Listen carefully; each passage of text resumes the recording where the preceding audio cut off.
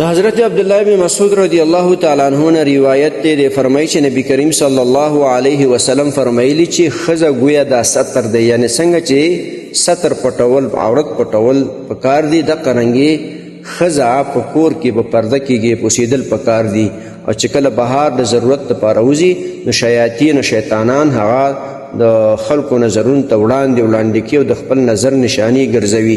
د دې حدیث روایت ترمذی شریف کړی دی.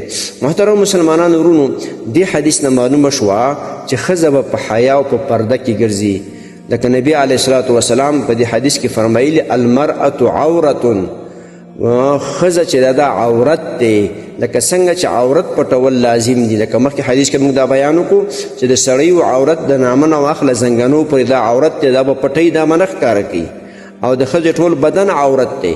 نبی علیه السلام ښځې ته څه فرمایلی دي؟ المرأة عورة، ښځه عورت دی. لکه څنګه چې عورت پټول لازم دي نو ښځې ته ټول بدن پټول لازم دي، مخ پټول لازم دی، ځکه ستر دی، د زینت ځای دی، د ښایست ځای دی. ښځه به خپل ویښتان نه ښکاره کوي پردو سړو ته، مخ به نه ښکاره کوي، مټې به نه ښکاره کوي، تنګې جامې به نه اغوندي، تنګ کالي به نه اغوندي چې هغې د بدنونه ښکاري او اندامونه انعکاس دې کوي ښکاریږي. د دې وجې نه محترم مسلمانانو ورونو، هر یو سړی هر مسلمان په دې مکلف دی چې په خپلو ښځو باندې حجاب لازم کړي. اول به بغیر ضرورت نه کور نه وځي نه، او که وځي د ضرورت د وجې نه نو بیا به ورسره محرم وي، او به د محرم سره به د ښځه به خپل حجاب به کوي او خپل بدن به سړیو ته نه ښکاره کوي، او مخ په پټوي، مخ په پردیو سړیو ته نه ښکاره کوي.